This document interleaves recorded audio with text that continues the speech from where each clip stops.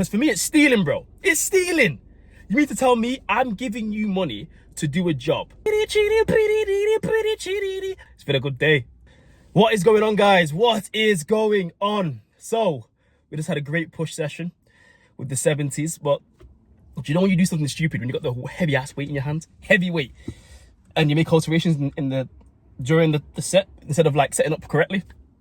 We've all done that, trust me. If you're well versed with heavy weight, you've done that many times, and usually we get away with it. Not today. I had a little strain in my forearm toward the outside of my elbow, there-ish, in this nice little meaty bit. So nothing crazy. Everything seems great functional wise. It's just when I apply pressure, it doesn't feel good. So I'll be fine in no time, like the Wolverine in this bitch, you know. No, I'll be okay in no time. But guys, so where are we at with the gym? The gym is moving steadily along, and to be real with you guys, we are now out of cash. You will end up in McDonald's. That's what I meant. I really meant what I'm saying. Jesus is Lord. In terms of the amount of cash we can pump in to keep things moving at a steady pace, we're out of money, bro. So what are we gonna do? Well, we have applied for a few loans and a few grants. One grant being very close to come through into fruition. It's a government-backed loan with a low interest rate, so we're trying to get our hands on that. And bro, we're just, like I say, we've got out of cash. Like, we've got little bits, drips and drabs, but I can't call it a full-on cash flow like before. And you know what? It's just testing me. It is tough. It is tough. It's tough for my business partner. It's tough for me. Because I don't make, like, I earn a good income as a personal trainer. Glory to God, all glory to him. I do earn good money as a personal trainer to live and to sustain my family and to be okay, like to do anything I really want to some degree obviously.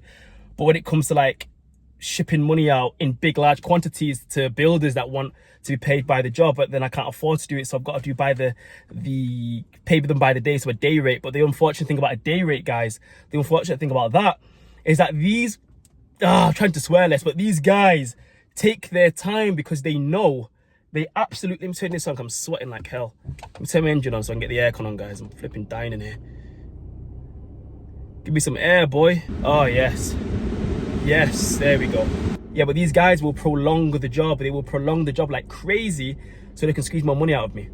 Squeeze more money out of us. Squeeze more money. Squeeze. That's what they do. And it's very irritating. Remember one time, a worker came in, yeah? It was meant to be a few of them, but one turned up at this given time. We had about, oh no, man, 80 plasterboards stacked up, yeah? So plasterboards ready to be used on that day. Now, he was sat there. He didn't know the cameras were installed at this point. I don't think he knew. Or if he knew, he just didn't give a damn, right? But I'm sure he just didn't know at this time, because it's not like we told every worker that the cameras were installed. And they're installed in the places where all the corners are black. So our theme is black and orange.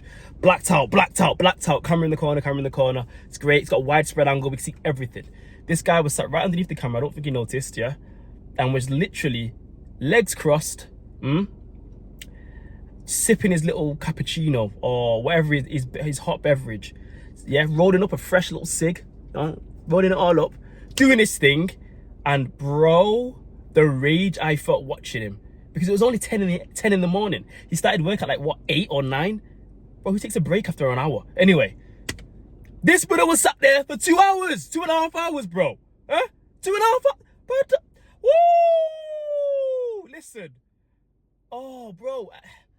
I try not to practice volatility, so I try not to react like I used to when I was a kid, very hot-headed. I'm not, you know what I mean? Like, just, it's a weak trait to have. It's just a not good trait to have. It's nothing but detrimental, and I don't do it. But, oh, it was coming back in floods, bro. Like, this guy was just sat there, and I was with my client. So I was with my client literally just on my phone, and my client was like, Taff, that's not like you. Why are you always on your, you know what I mean? What's going on? And obviously my clients kind of know my situation. I'm an open book when it comes to my clients. Got love for my clients, man. Shout out to my clients if you're watching this. And I was showing them, I was like, this guy's been sat there for as long as we've been training. One client gets off, another one comes in. Same thing. So for like 2 or 3 clients, this guy was just sat there. He was sat there so long, he got cold and got himself a jacket and his charger because his phone was running low on battery. Bro, it's hard to be nice to people like that. It's hard to be respectful to people like that. It is hard, bro. And listen, ask anyone in my life, yeah, as long as you've not ridiculously disrespected me or disrespected someone that I love, I'm accommodating. Yeah, I've always got a smile on my face. Even if I'm going through the worst thing, you're not feeling what I'm feeling. I always try and keep myself at a level, no matter what is going on. Like, no one can say, oh, Taffy's his energy is volatile, it's up and down. Nope, it's consistent. Yeah, I always practice that. I believe it's one of the key factors to what has gotten me here, right? In my career, so to say, in my life. But it was hard to maintain that watching, because for me, it's stealing, bro. It's stealing. You mean to tell me I'm giving you money to do a job, and because you don't think I'm watching you do the job, you want to sit on your ass and do nothing, then ask me for money? Yeah, get your weekly wage. Get your weekly wage. Are you mad, bro? Anyway, that's probably been the most challenging thing to deal with. Very lazy workers. But listen, man, we still move. We're getting drips and drabs of money to be able to pay these workers when we can. And it's just, it's going, it's moving, guys.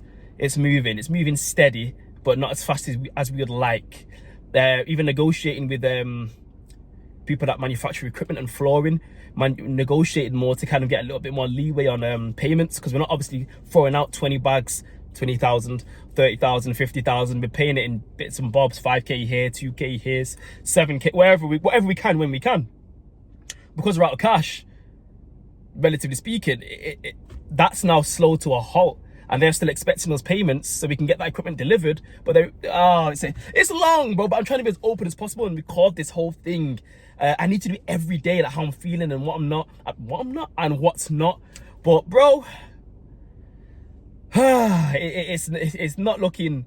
That's not looking good, but it's irritating where we're at the moment. But glory to God, everyone's healthy. I'm healthy. Business partner's healthy. Everyone's good. You know, we just gotta keep plodding along, man. And literally, the only thing that's keeping, not sane, but one of my biggest downtimes right now, even more than usual, is just anime. Sitting there watching some good quality anime, bro. Just get lost in the sauce and enjoy it. That's why if you see my shorts, it's full of me. It's full of me reacting to anime, watching anime.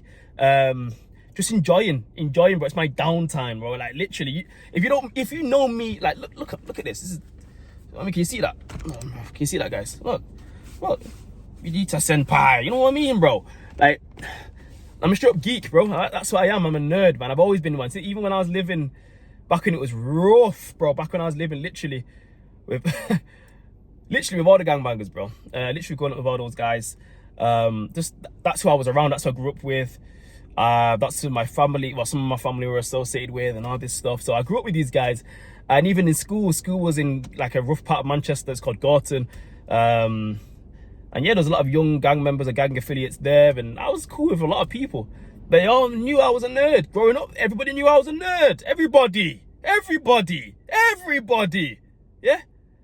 Every girl I seen, every friend I made, an associate knew or knows, if they still know me, that I'm a nerd. Yeah, this is not a secret. So me, I enjoy that shit. I really do enjoy it. Even my wife, when she met me, she knew I was a geek. In fact, she knew me in high school anyway, but I was a geek then. When she got to know me, she was like, shit, this guy's a geek. Yes, I'm a geek. I enjoy it. I enjoy like anime. I enjoy that kind of creative, those things that get the creative juices flowing in my brain. I like that. I can't watch everyday shows. I can't watch Love Island. I can't watch all that garbage. I can't watch it. I cannot digest it. It numbs me mentally. So yeah, that's I don't know why I felt the need to kind of say that, but yeah, that's just me in a nutshell. But that's where we're at the moment. That's where we're at the moment, guys. Keep up to date with updates. I'll have more updates upcoming. Follow the journey, subscribe, follow. I will have more updates daily. We're not messing about, bro. Daily. Head north. But first, we need to get more money so we can head north. All right, guys, take it easy. Your boy's going home, clocking out for the day. I'm out.